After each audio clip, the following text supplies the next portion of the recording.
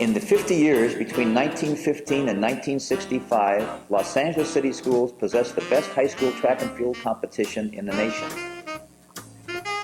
Beginning in the 1930s and through the mid-60s, the Los Angeles City's Southern League was undoubtedly the best league, not only in the state, but in the nation.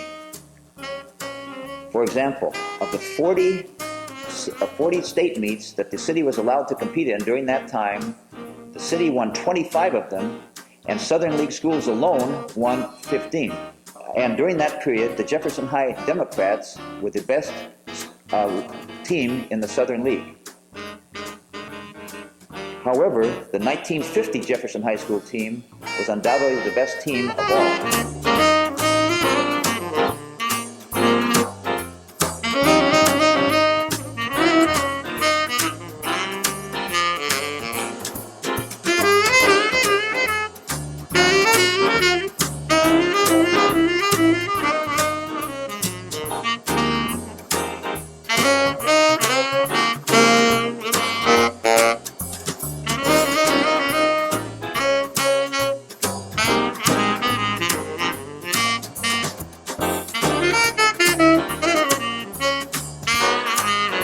Why was the Jefferson team the best of all time? Number one, they had 8 different athletes place in the top 10 in the country in 11 different events, plus leading the nation in 2 relays. William Johnson and Art Scott ranked 2nd and 3rd in the nation in the long jump, and in the top 30 in the world. Guy Blackburn ranked in the top 10 in both the 100 and 220, and was amongst the top 30 in the world in both those events. For men, we're talking about. Gary Green ranked in the top 10 in the United States in the 220 and the 440, and was one of the top in the 30 in the world in those events. They also had 2 hurdlers that were ranked in the top 10 in the world. And in addition to that, they had the national record holder in the half mile, Lang Stanley. And the 2 relays were by far and away the best relay teams in the country. In preseason and league competition, plus the city championships, the state championships, the 1950 Jefferson team outscored their opposition by the biggest margins in history consistently. Jefferson High School is located on 41st and Hooper Streets, a block east of famed Central Avenue. Since the 19th century, the African American population in Los Angeles, representing about 2% of the overall population, had lived largely near downtown. Starting in the 1920s, blacks began to gradually move down Central Avenue as their population in the city increased. Prior to the mid-1940s, the neighborhood around Jefferson was integrated, with whites, blacks, Asians, and Latinos living next to one another. And I came out to Los Angeles in the year I was 4 years old, similar like 1924. So now Jefferson in the 20s, and I was coming as a kid, was basically white. And it changed around about in the 30s. And when it began to turn to the 30s, that was basically blacks were in there. But they had a lot of Japanese and they had a whole lot of Mexican Americans at that particular time. But the city, like I say again, was integrated in the 20s, 30s, and the 40s, as I repeat. By the late 1940s, however, the area was predominantly African American. By 1950, Jeff was at his blackest. It was probably 90% African American at that time. And all of this fed into making Jeff a very unique, a very warm, a very learnable and teaching kind of environment. A lot of people came out of Jeff during that time who achieved at a higher level than their predecessors just a few years earlier. And if anything, it was that era that perhaps marked Jefferson as a, quote, black school, because as you've seen, Jefferson wasn't an integrated campus until after World War II. The neighborhood around Jefferson was only one of a few areas in the city where African Americans could live due to racist attitudes and practices exhibited by housing covenants and white hostility to integration, as reflected by this demonstration at Fremont High School in 1947. In 1943, President Roosevelt signed an executive order banning discrimination in defense industry jobs, an action which spurred black migration to West Coast urban centers. That migration from the South was also a means for blacks to escape racist Jim Crow. At least 80,000 blacks came to Los Angeles between 1943 and 1945 alone. Well, I went up on the corner and this man was standing up there, and I told him I just got here from Mississippi and looking for a job. He said, you really mean you want to work? I said, yes, I just got here. I got a white and young baby in Mississippi. He said, well, if you will be here on 18th and Central tonight around 10:30, I'll take you to a place and see you getting the job. I'll take you to the personnel office and everything. And I went there, and he picked me up, and he took me out to Alco Aluminum Company. And I went out there, and he went through the whole process of getting signed up and everything. And I went to work that night. They needed people so bad. So I went to work there, and so I got the job, and it was a good job. I worked there. In fact, I worked there until the war was over. Following the war, African American migration to Los Angeles continued. By 1950, the black population had nearly tripled during the preceding decade, reaching over 70,000, or 9% of the city's population.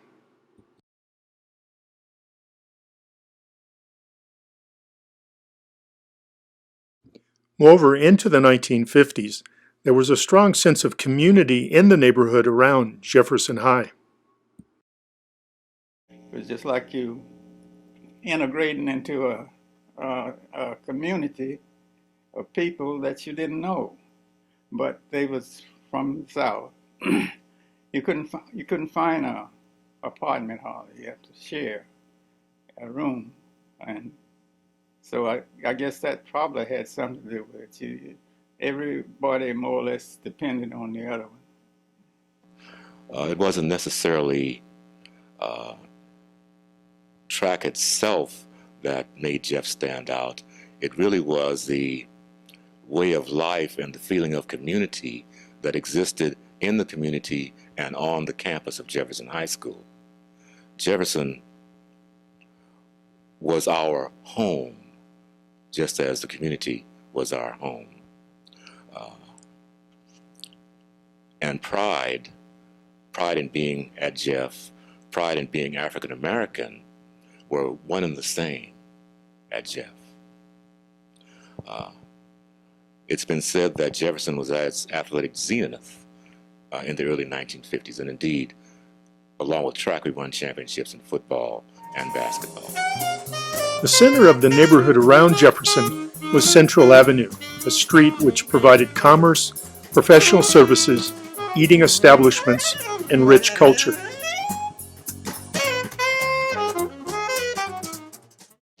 We black folks could not move on the other side of Main Street, basically over there. If they did, it was just a very few. And we had the Central Avenue was the area where you could go shopping. Crest was one of the big stores down there on Central Avenue, Woolworth and whatever, and that's where you'd go. And also grocery shopping, a lot of grocery stores down there. And then in the evenings, it was turned over to a nightclub, and in particularly the nightclub, they had a lot of jazz sessions and things there, and particularly during the war, like the Mimo, the Downbeat, the Last Word, and whatever. And this was before TV. TV, it was not born at that particular time. And I remember when we got ready to go to get us some entertainment or see a movie, we would go to the movies, and there were about 4 on Central Avenue. I think the Hub, the Florence Mills, the Bill Robinson, the Lincoln Theater, and the Savoy Theater. And we would pay 11 cents to get in, and spend about 3 hours, and unless we went to see it over again. But those were the days of that. Jefferson High had had a long history of track and field success. Prior to the 1950 season, the Jefferson Democrats had won 10 Los Angeles City championships and scores of individual league, city, and state medals. Jefferson had also won 2 California state championships in 1937 and in 1949. The 1937 team was coached by Harry Edelson, while the 1949 team was co-coached by Estelle Johnson and Joe Barry. Between the years of 1935 and 1946, Jefferson High teams could have undoubtedly won more state championships. However, they were prohibited between 1935 and 1946 in some years by city restrictions which prevented them from allowing to compete in state. And in addition, there were 4 years, 1942 through 1945, in which there was no state meet at all because of wartime restrictions. Some Jefferson alumni from that era, in fact, claimed that the 1937 team, led by 440-yard dash specialist Wilbur Miller and sprinter Brian Allen, was the best ever. Well, 1937 team, and they were just as good. The relay team was just as fast, and we did win the state. And as I said, Allen and I made more points than the second place team, and we almost made more points than the 100-yard dash than the second place team. So we had a powerful team. In 1938, while competing for Compton College, Miller set a national junior college 440 record which lasted 20 years. There were numerous other outstanding track and field athletes that had attended Jeff prior to 1950. Some of them were middle distance runner Al Hassan, shot putter Tom Durow, sprinters Sam and Saul Langford, high jumper Ed Young, and miler Louis Beadle. But perhaps the most notable was the legendary Olympian Mal Whitfill, who ran the 880 for Jeff in 1942 and 1943, winning the city title as a senior. At the 1948 and 1952 Olympic Games, Whitfill won the 800 meters and anchored the victorious United States 1600-meter relay teams. He also placed third in the 400 meters at the 1948 London Games. A number of things had contributed to Jefferson's track and field success. Another reason that Jefferson High School and the Southern League was able to dominate nationwide track for so long was because of a very good feeder program called the Junior Decathlon, in which elementary and junior high school boys participated in 10 events on a yearly basis every spring, in which as many as 100,000 boys in Southern California participated. As junior decathlon, it helped in competition. Every Saturday, we would have competitions with other groups, and it went by, points. And I didn't get any further than the county. The others went on to the state and even the national. But it really taught you farm. And even although I didn't do as well in the other events, they taught me farm and high jump, taught me farm and broad jump, taught me farm and shot put. But we were losing our athletes from Lafayette and McKinley to Polytechnic and LA and Manual. And then came a group of Hines, Macon, and Jones. And they would come in 1, 2, 3 in every meet. In fact, Frank split them up, and he won the city 220. So Frank and I are still good friends now. And then us guys going to Lafayette, we said, well, maybe we can help Jeff. And one's going to McKinley, like Brian Allen. So instead of going to the other schools, well, we went to Lafayette. And in fact, I heard that they were training early, and we'd leave Lafayette and run down to Jeff just to get to train with them.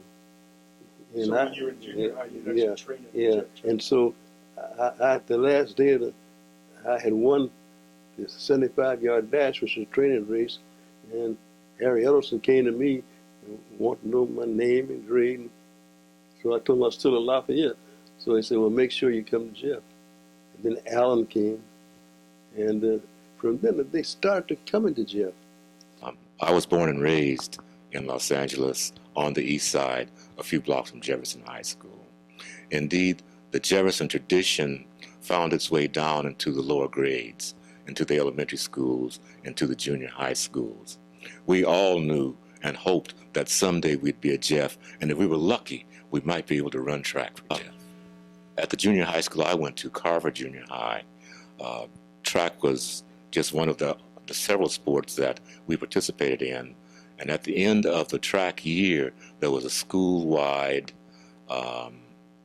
race, so to speak, where the classes ran against each other. And indeed, the coaches from Jeff are there looking at these kids they're going to have the next year. By the late 1940s and early 1950s, over 300 students were trying out for Jeff's varsity B and C teams each year.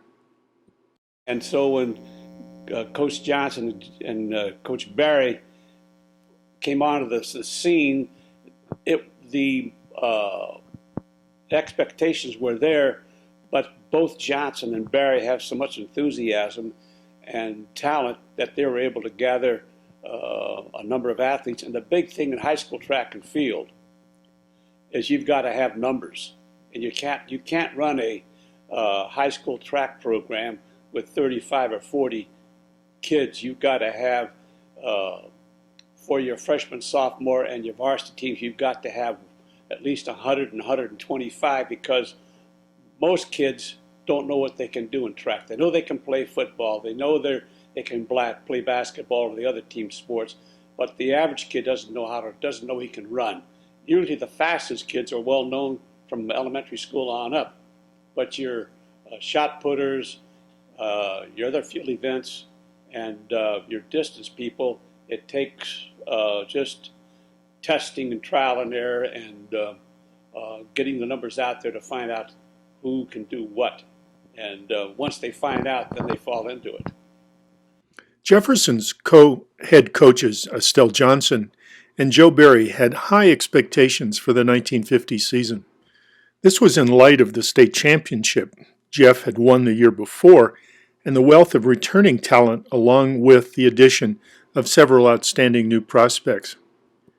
Johnson and Barry were both products of fabled University of Southern California track and field coach Dean Cromwell. Cromwell had led USC to 12 national collegiate championships, including 9 in a row between 1935 and 1943. Cromwell was also the 1948 United States Olympic coach. Johnson had been a member of the 1936 USC team, which defeated the Jesse Owens-led Ohio State Buckeyes in a historic dual meet in the Coliseum. That team is considered by many experts as the greatest collegiate track and field team of all time.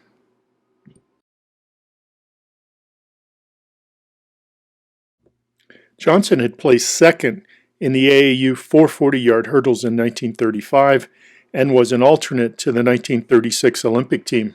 He also placed in the NC2A 880-yard run twice and ran on USC's mile relay team, which set a world record in 1936.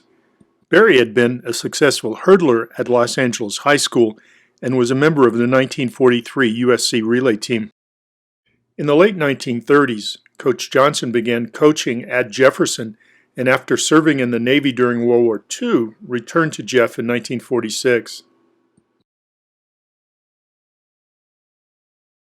After coaching at Cathedral High School, where he won 2 Catholic League championships, Coach Barry became co-head coach at Jeff in 1949. Johnson and Barry's coaching philosophy had been shaped by Cromwell. Well, we both came from the same school and the same coach.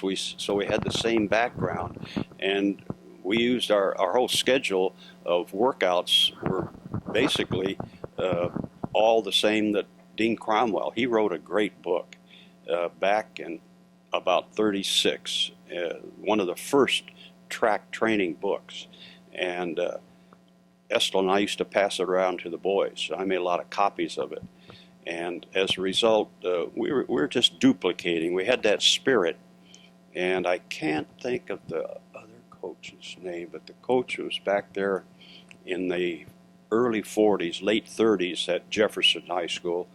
He was an SC Trojan also, but he was a football player. But he was a great track fan, and as a result, watched track quite a bit and how Dean Cromwell did things, and as a result, there was a constituency there of everything kind of carrying on the same, kind of a tradition, and that helped. Jeff commenced the 1950 season hosting rival L.A. Jordan in a non-league dual meet. As recent as 1948, Jordan had won the California State Championships, edging Jeff by less than 1.5 points. Jordan was located in Watts, 60 blocks south of Jefferson, the only other area in Los Angeles where there was a significant black population. Well, Jordan was located in Watts, which had one time been a agricultural community, and mainly the farmers were German.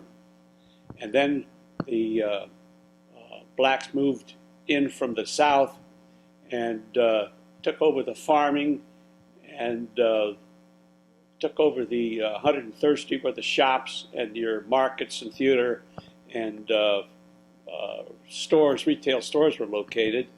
And so you had a small community. I don't think there's much more than 15 or 20,000 people. The atmosphere was wild.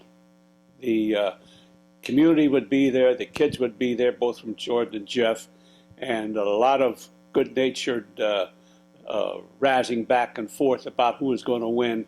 And it was a fiesta time or party time as far as track and field was concerned, and it was a lot of fun.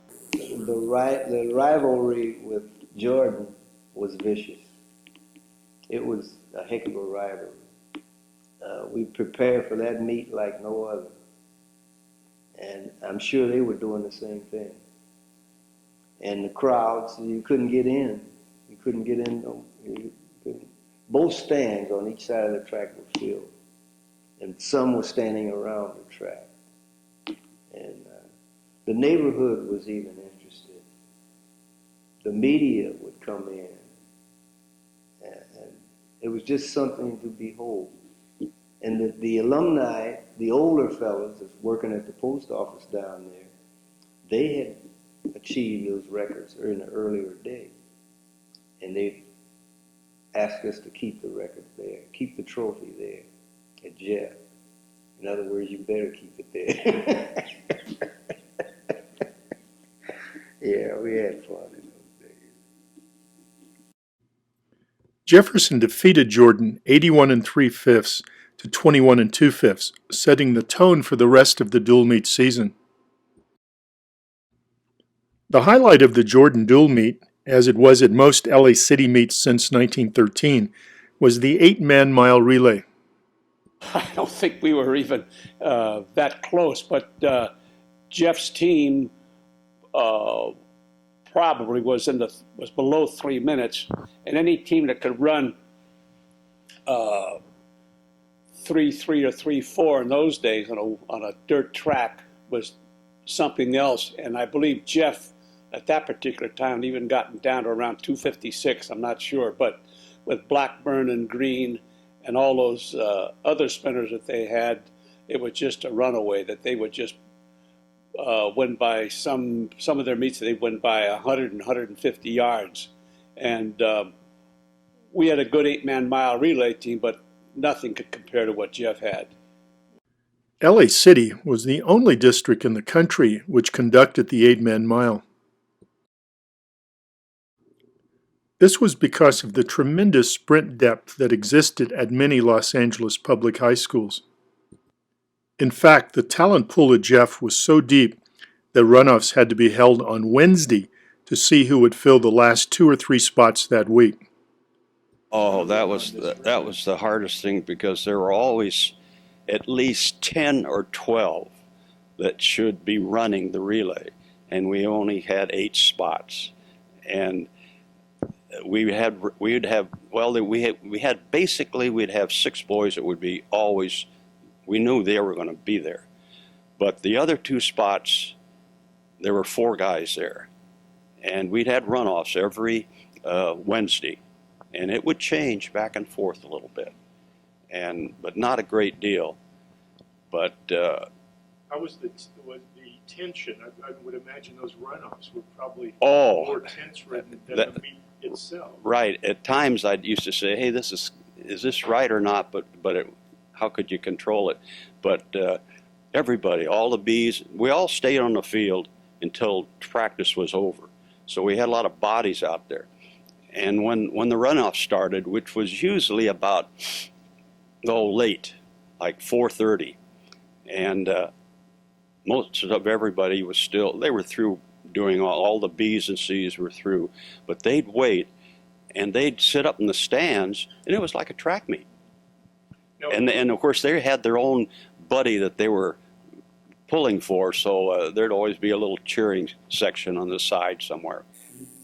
Yes, sometimes we'd have to practice until nightfall. And if anyone missed a pass, we had to run the entire relay over again. Now remember, that's 8 runners in this relay. And we had to run it again if we didn't do it right.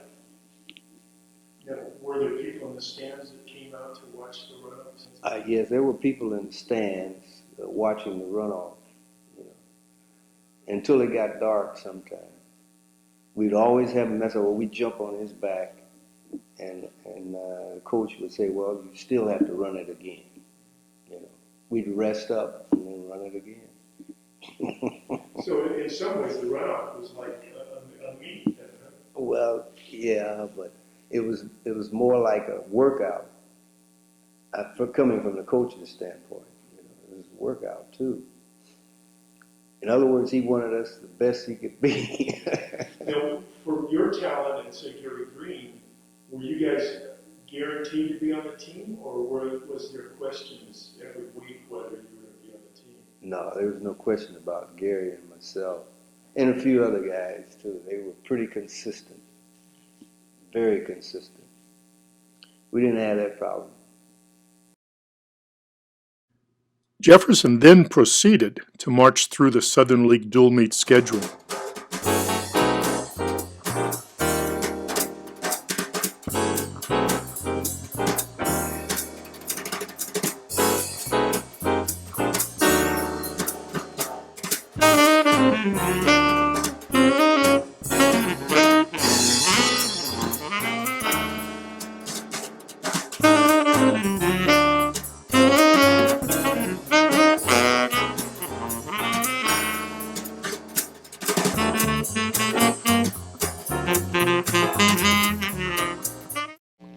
Well, one of the things that no one was coming close to even beating them.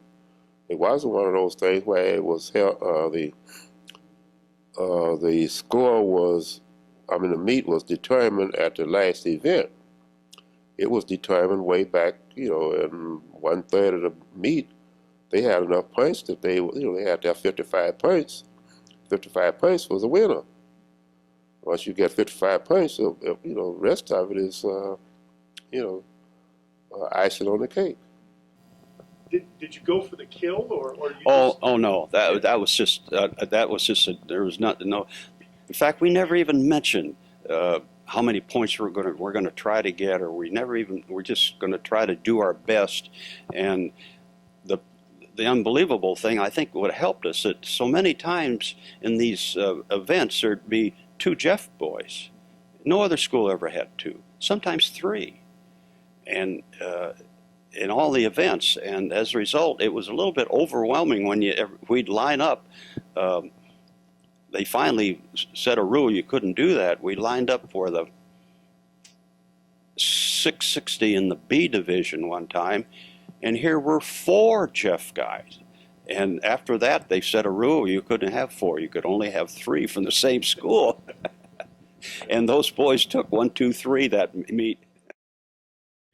League dual meet standouts included senior Guy Blackburn, who supplanted 1949 sprint state finalist Teddy Bear Williams, junior quarter miler Gary Green, who seemed invincible, senior long jumper William Johnson, who was consistently over 23 feet, and senior Lang Stanley. Midway during the season, in a move that proved to be fortuitous, Stanley switched from the mile to the 880. But I always wanted to run the 880. That was the love of my life. I wanted to run that, and the coach says, "Okay, well, that'll be good." And but why did you like the 880? What was it about the 880? I just thought the 880 was such a beautiful race, and I had a guy that Paul Roby also ran. He was one of the platters, and he was a little ahead, and he ran the 880, and I just thought that was a real sweet, smooth race, and I wanted to run the 880. But since I ran the 1320 and got high in the city, the coach says, well, you know, our cross country, I'm sorry. And then he indicated, well, we need a 1320 guy. If you get in the 660, that's what I wanted to run. You know, no, we won't have anybody here. You are win the city cross country championships, and you want to run the 660? Yeah. So that's what I ran the first year as a 10th grader. The second year, I won the city cross country again, and I wanted to, and I had to run the mile. So I was a miler, and I didn't want to run it. I wanted to run the 880. I was a miler, and he made me do that, and I got third in the state in the mile as such, and I also got third in the city. 2 guys from the same school beat me, but basically I got third in the city, and I got third in the state. Hey, boy, then you'll make a real great miler. Next year, you got 1 more year to run the mile. I did not want to run the mile. So we asked the coach, said, Coach, we got 3 meets to go before we get to the city finals, you know, our city prelims. Can I run it just one time? He said, well, it won't hurt the speed.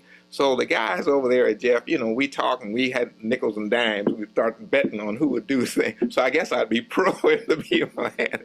So we started betting that who would do it. I think I put my money on Stanley if he let him run in that 1 meet, that 880, because he would never break. I said, if you run with me, you will break 2 minutes. Nobody hadn't broken 2 minutes in years from Jefferson High School. Oh, man, no, you're not going to do it. So we put up that hoorah, and we got more people in the stands to say, hey, man, I want to see this race. Can Stanley win or can Maccabee win? He was always ready at 2 minutes. So the day of the meet, Maccabee Hunter was his name. Maccabee came and he said, I can't run today. What do you mean you can't run? He pulled his shirt down and showed his arms. His arms was all wept up because he had been shot with needles. And the needles came from because he was in the National Guard, and that was where some extra money was coming from. So the guys were in the National Guard, and they called his unit to Korea. And they said, hey, you will be leaving Sunday. They gave him 2-day notice because the Korean War had just broken out. So what happened is Maccabee said, man, I can't run. He said, I wish you a lot of luck. And so he ran, he got there, and he was on the sideline, and I had to run it by myself, and the first time out, 158.7, and everybody went, wow. Where in the world did he come from? You know, all by myself. And the coach came to me and says, Lang, you'll make a great miler now. You got, no, coach, no, coach. So Estelle Johnson said, no, I tell you what, no, coach, just let me run it one more time. One more time. And he said, no, you can run it again because of that's just a good slip. So he let me run it in the next meet. Same time, 158.7. So now the times are getting it. Where in the world did this kid come? You know, he was a miler, you know, this kind of thing. So when the coach said we were getting ready to go into the prelims, and you can't change once you get into one, you can't, they call it run the 82 distance races, and that was considered a distance race at the time. So we couldn't run that. So I said, Coach, this is, he said, okay, I'll let you run it one more time, and then I'll get authorization. So the next time I ran it 157 flat. Third time, no, Coach, you can't talk to me. I got the Times, I got the Daily News, and this kind of thing. So then we just concentrated on the 880, and then from the city and right on down, I would just every time I would run. On May 10, Jefferson dominated the Southern League Championships held in the Coliseum. The Democrats won the competition, nearly totaling the combined scores of the other 5 schools with 88 points. Highlights included Guy Blackburn winning the 100 and 220 and running on the winning 8-man mile relay. And Lang Stanley continuing to improve his 880 time with a league record 157 flat. A week later, the Los Angeles City Championships were held concurrent with the Coliseum Relays, a meet which included collegiate and world-class competitors. That night, an unusually small crowd of 40,000 spectators were in the stadium for the meet.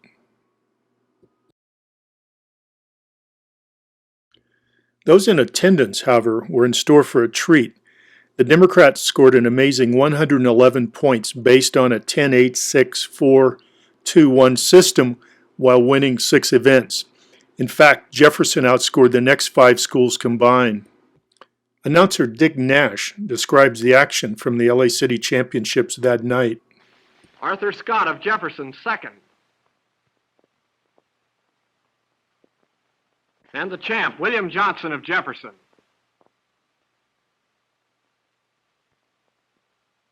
In the 100, left to right, Peacock of North Hollywood, Collins of Washington, Gerlich of Hollywood, Lang of Manuel, Blackburn of Jefferson, Griffin of Dorsey, Houston of Jordan, Graffio of Huntington Park, and Green of Jefferson. And the winner is Blackburn in 9 7/10 seconds. Here they come in the low hurdles. The race develops into a duel between Hamilton of Jefferson in lane 2 and Cassanois, also of Jeff, in lane 6. Hamilton finally pulls away to win in 19 6/10 seconds.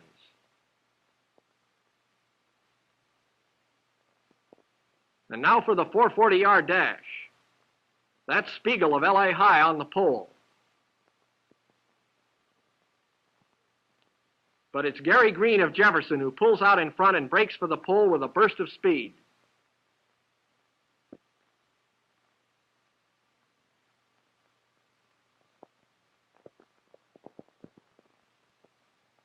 And it's Green all the way.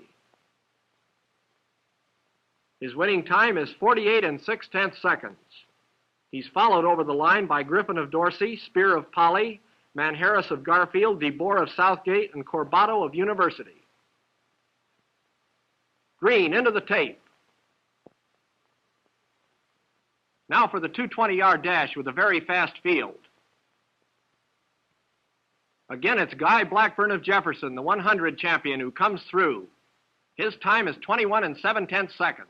In the 880 from the outside, Kidwell of Banning, Schexnayder of Dorsey, Stanley of Jefferson, Terrell of LA, Watson of Jordan, Sanchez of Jefferson, Williams of Jefferson, Spicer of Fairfax, Macias of Belmont, Kellogg of Dorsey, Guttery of University, and Jubas of Fairfax. And it's Sanchez of University who leads into the first turn.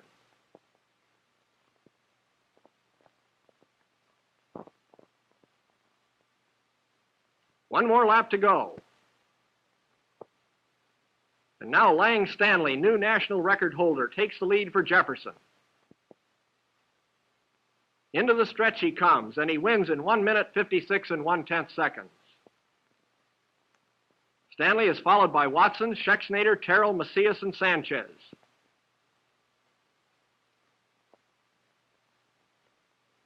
In the 8-man mile relay, Jefferson High School team sets a new national interscholastic record of 2 minutes 57 5/10 seconds. The team consists of Floyd Dennis, Leon Alexander, Arthur Elster, Malcolm Vest, Leo Hamilton, Jack Cassanois, Guy Blackburn, and Gary Green. Here comes Green, the Jeff anchorman, assuring a brilliant victory for the Democrats. Second in this relay is Manuel, third is University. Jefferson wins the varsity meet with 110 points, with Jordan second, Manuel Arts third, and Huntington Park fourth. On May 27th, the California High School Track Championships were held in Sacramento. Jefferson continued to pulverize its competition, scoring 40 points while winning 5 events.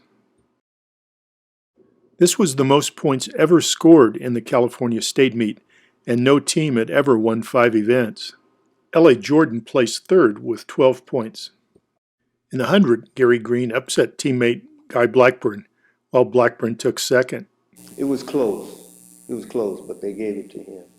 That's enough for me. What did you do in the 220? 220.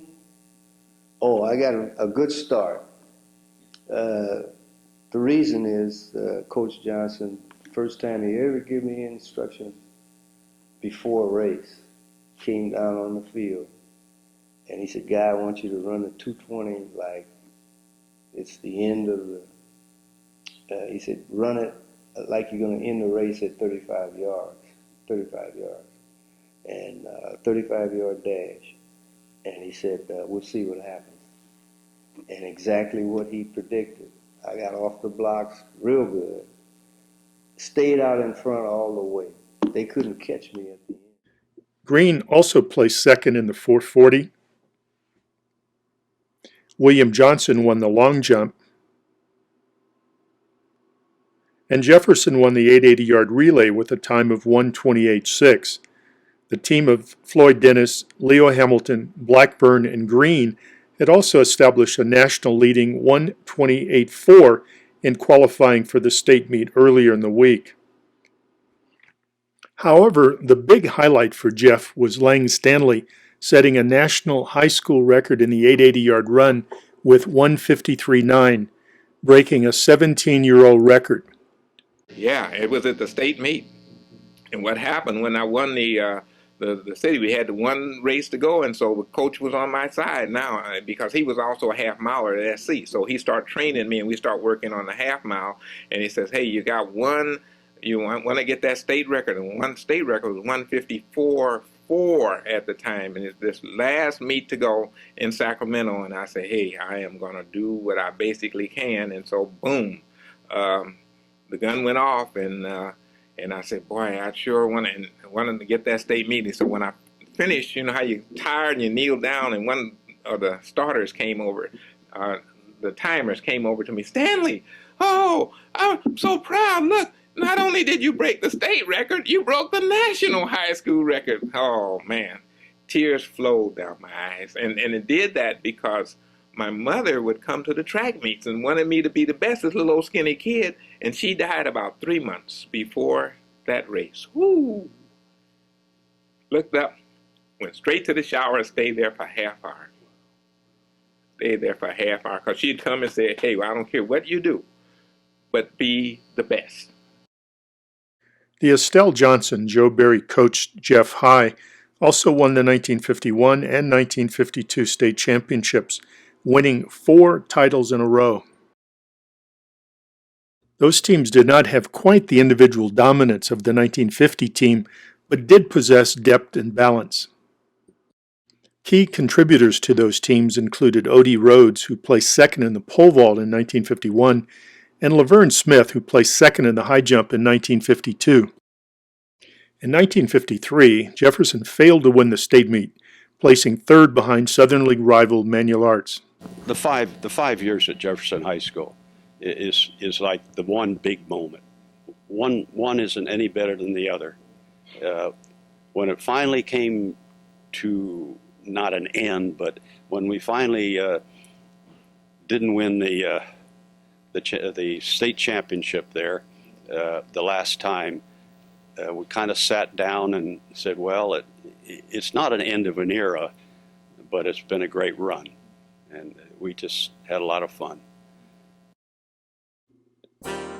Throughout the 1950s and into the 1960s, blacks continued to migrate to Los Angeles, mainly attracted by expanding economic opportunities. By 1960, the African American population reached 335,000, or 14% of LA's population, while in 1970, the black population was over 500,000, representing 18% of the city.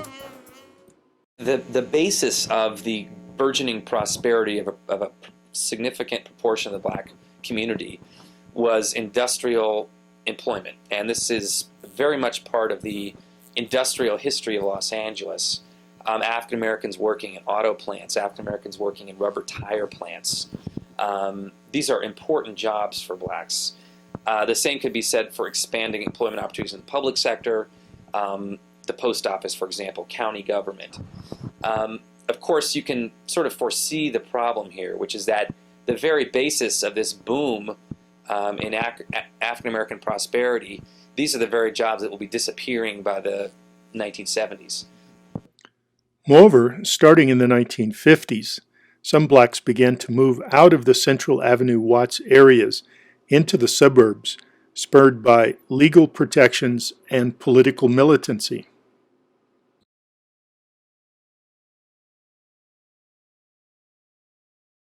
But this is sort of a tale of two black LAs. On one hand, in the late 50s and by the 60s, you see a kind of bifurcation here of the community. That is, well-to-do, relatively prosperous, and I'd say lower middle class black Americans begin moving into preferable suburbs. And again, Compton was exemplary in the 1950s of that kind of suburb, as was West Adams, as were parts of Crenshaw. Whereas there's still that consistent element of underemployed, fairly poor, and fairly inadequately educated African Americans who stick it out in the increasingly poverty-stricken South Central. So the difference between this period and the pre-war period is that while African Americans of all classes prior to the war were forced into one neighborhood, now African American economic mobility combined with the falling walls of restriction creates some dynamism, creates some movement that some blacks move out while some blacks stay on. Over the next 30 years, the neighborhood around Jefferson would continue to evolve, becoming predominantly Latino.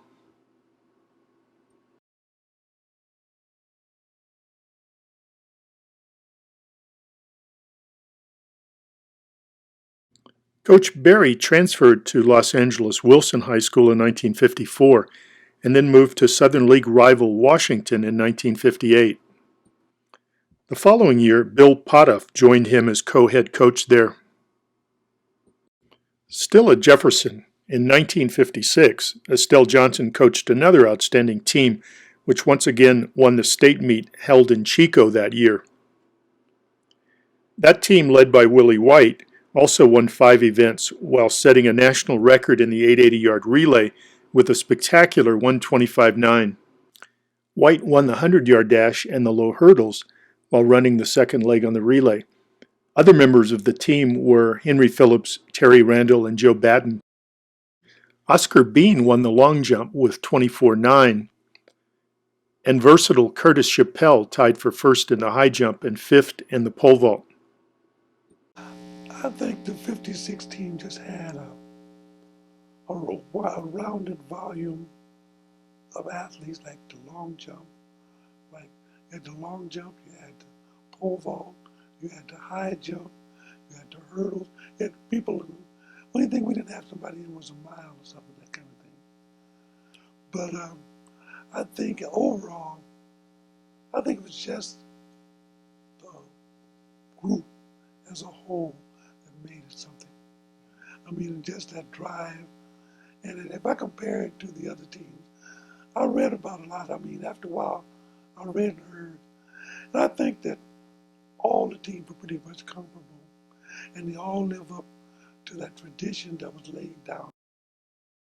Coach Johnson soon transferred to Grant High School in the San Fernando Valley, where he coached until his retirement in 1969. In the early 1960s, Jefferson won 2 more state championships. At Modesto in 1962, the Democrats, coached by John Childress, scored 14 points to capture the state title. Key members of that team were Herman Harville, who placed 4th in the 100 and ran on the winning 880-yard relay with a fast 126.1, and Otis Burrell, who tied for first in the high jump. The following year, Jefferson placed 3rd in the state meet, some think only because sprinter quarter miler Fred Banks injured his leg in the city championships. In 1964, Andy Bakshian coached Jeff to its last state championship, tying Long Beach Poly with 13 points. In that meet, Fred Banks won the 440, placed fourth in the 100, and ran on the third place 880-yard relay. Despite winning the 1962 and 1964 state championships as a team, it was evident that Jefferson was no longer the dominant power it had once been, nor was LA City as a whole. In fact, after 1964, Jefferson did not win the state title, and the city won only 4 championships, and the Southern League just one. There are many reasons for the decline of LA City track and field. It's simply integration. As Jefferson was going, as more schools were accepting African American athletes, the people start pulling the kids out of Jefferson and sending them to other schools.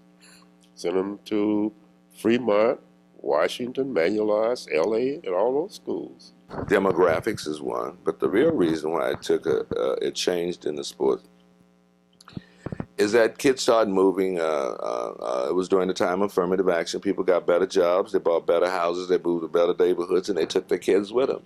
And then all of a sudden you saw at Hawthorne High School and other high schools where blacks had migrated to, you saw a better group of athletes, because the same athletes that were leaving Jeff in Southern California, the Southern League, and going there,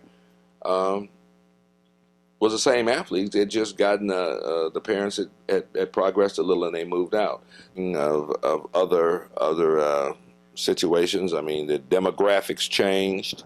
So now the emphasis is on soccer. I think that if you go around, everybody's playing soccer. You see the kids playing soccer in the parks and playing soccer, playing soccer. I think that the demographics have a great deal to do with what goes on. I think someone once said that one's place in life is shaped, where one lives shapes his place in life. And I think that African Americans are also the victims of what has happened in the United States. The recessions of the 70s and 80s hurt tremendously African American families. It hurt the employment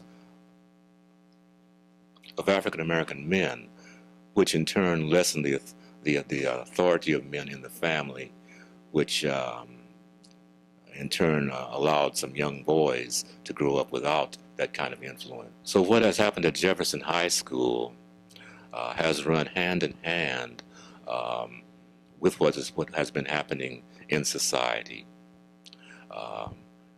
Jefferson has declined as an athletic power slowly through the years, and the importance of the home in African American families has declined. The influence the home has had over its young people has lessened quite a bit. And as a result, we see Jefferson not being the kind of school it was a number of years ago, and we see the African American family not being the controlling institution that it has been in the past.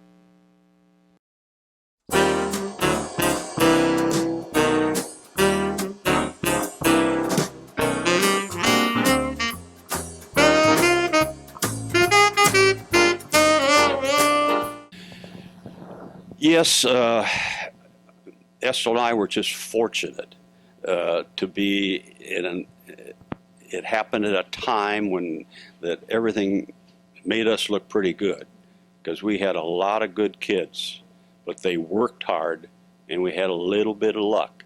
But every once in a while when people say they thought it was just kind of an automatic thing that we had 4 city and 5 city and 4 state in a row.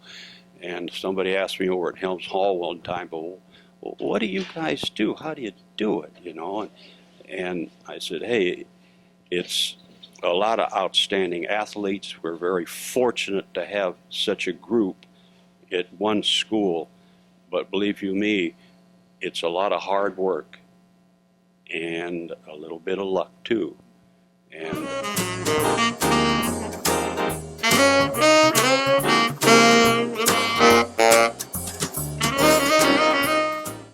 The 1950 Jeff team was probably in its time and still one of the greatest high school track teams of all time.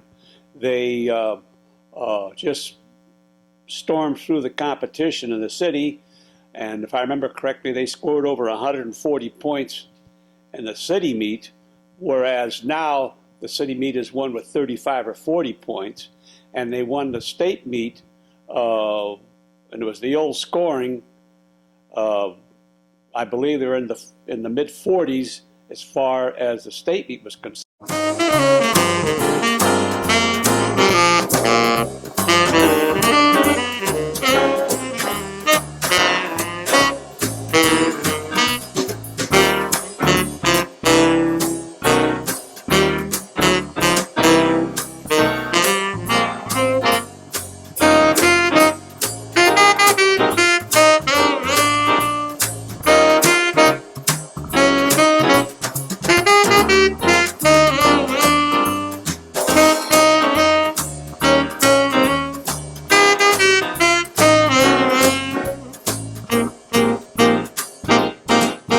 Couldn't have been a nicer person in the world to work with than Estel Johnson. He was just a great person. I miss him quite a bit. Think of him every day. He was that kind of guy. Yeah.